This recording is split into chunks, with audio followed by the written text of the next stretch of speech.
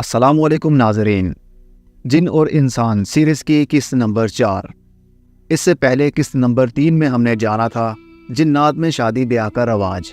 کیا انسان کسی جن سے شادی کر سکتا ہے؟ جنات کے مکانات اور ان سے ملنے کے اوقات، اور کیا شیاطین مرتے ہیں؟ اور اب آغاز کرتے ہیں قسط نمبر 4 کا۔ شیاطین کی بیٹھک۔ شیاطین دھوپ اور سائے میں بیٹھنا پسند کرتے ہیں، ایسی جگہ جہاں آدھی دھوپ اور آدھی چھاؤں انسان پر آ رہی ہو۔ اس حصے میں بیٹھنا شیطان کی عادت ہے اور وہ وہیں پر بیٹھ کر سوچتا بھی ہے۔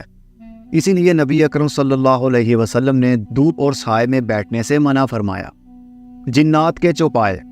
صحیح مسلم میں ابن مسعود رضی اللہ تعالی عنہ سے روایت ہے کہ جنات نے نبی اکرم صلی اللہ علیہ وسلم سے زیادہ راہ طلب کیا تو آپ نے فرمایا، ہر وہ ہڈی جس پر اللہ کا نام لیا گیا ہوگا تمہارے ہاتھ میں گوشت ہو جائے گی، یعنی جب تم ہڈی کو پکڑو گے اس پر گوشت خود بخود ہی آ جائے گا۔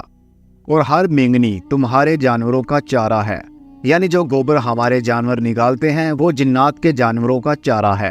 چنانچہ اس حدیث میں آپ نے بتایا کہ جنات جانور بھی رکھتے ہیں اور ان کے جانوروں کا چارہ انسان کے جانوروں کا پخانہ ہے، وہ جانور جس کے ساتھ شیطان ہوتا ہے۔ اس طرح کا جانور اونٹ ہے۔ نبی اکرم صلی اللہ علیہ وسلم نے فرمایا، اونٹ کو شیطان سے پیدا کیا گیا ہے، ہر اونٹ کے ساتھ ایک شیطان ہوتا ہے۔ اسی وجہ سے نبی اکرم صلی اللہ علیہ وسلم نے اونٹ کے باڑے میں نماز پڑھنے سے منع فرمایا۔ مسند احمد اور سنن ابو داؤد میں ہے، نبی اکرم صلی اللہ علیہ وسلم نے فرمایا، اونٹ کے باڑے میں نماز نہ پڑھو، اس لیے کہ اونٹ شیطان میں سے ہے۔ بکریوں کے باڑے میں پڑھو، اس لیے کہ وہ برکت ہے۔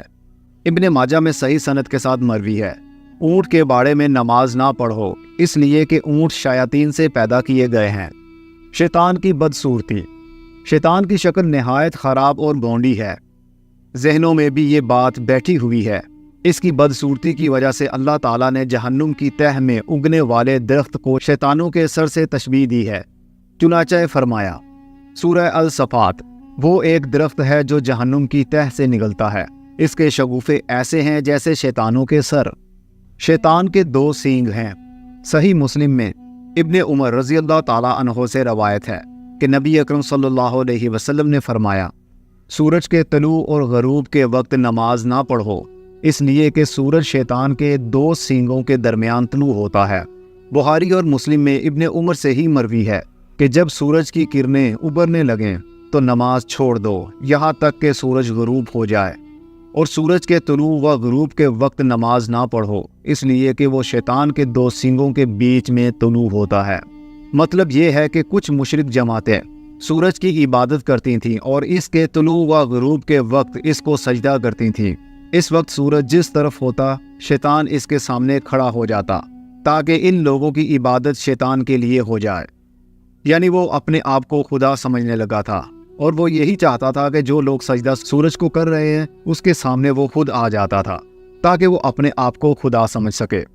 جس حدیث میں شیطان کے سینگ کا ذکر آیا وہ بخاری میں ابن عمر سے مروی ہے۔ وہ کہتے ہیں کہ میں نے رسول اللہ صلی اللہ علیہ وسلم کو مشرق کی طرف اشارہ کر کے یہ کہتے ہوئے سنا، سنو فتنہ یہاں ہے، فتنہ یہاں ہے، جہاں سے شیطان کا سینگ نکلتا ہے۔ نبی اکرم صلی اللہ علیہ وسلم کا یہ قول، جہاں سے شیطان کا سینگ نکلتا ہے، اس سے مراد مشرق کی سمت ہے۔ جنات کی طاقت۔ اللہ تعالیٰ نے جنوں کو ایسی صلاحیتیں اور طاقتیں بخشی ہیں جو انسانوں کو بھی نہیں بخشیں۔ اللہ نے ان کی بعض طاقتوں کا تذکرہ بھی کیا، وہ منٹوں سیکنڈوں میں ایک جگہ سے دوسری جگہ پہنچ جاتے ہیں۔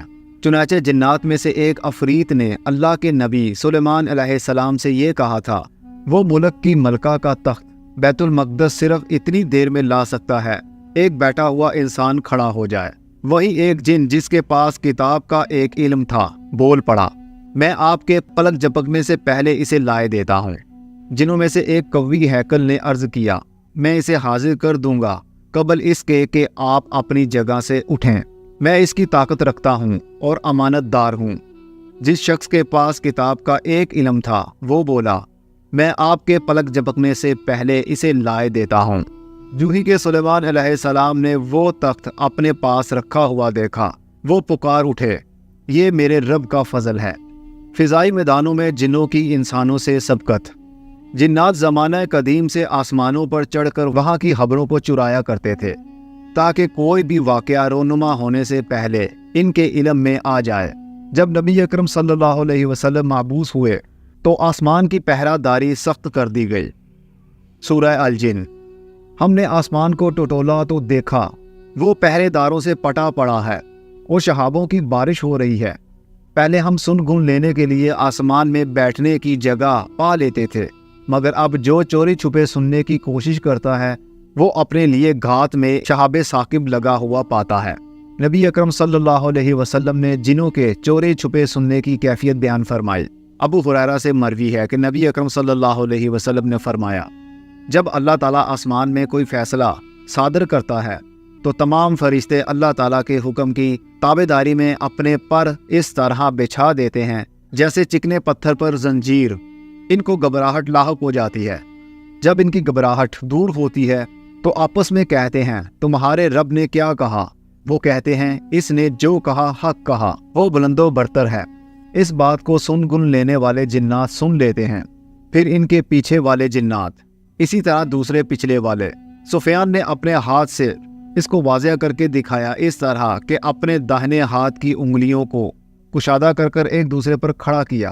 کبھی ایسا ہوتا ہے کہ سننے والا جن اپنے دوسرے ساتھی کو سنی ہوئی بات نہیں پہنچا پاتا کہ ٹوٹا ہوا ستارہ اس کو پکڑ کر جلا دیتا ہے، اور کبھی اس کو نہیں پکڑ پاتا تو وہ اپنے ساتھی کو سنی ہوئی بات بتا دیتا ہے، اور وہ اپنے پیچھے والے ساتھی کو، یہاں تک کہ وہ بات زمین تک پہنچ جاتی اور جادوگر کے منہ پر پھینک دی جاتی ہے۔ جادوگر اس کے ساتھ 100 جھوٹ ملاتا ہے، اس کی تصدیق ہوتی ہے۔ لوگ کہتے ہیں کیا جادوگر نے ہمیں فلاں دن فلاں بات نہیں کہی تھی، جو آج بالکل ویسی ہی صحیح ہوئی جیسی آسمان میں سنی گئی تھی۔ یہ حدیث بخاری میں آئی ہے۔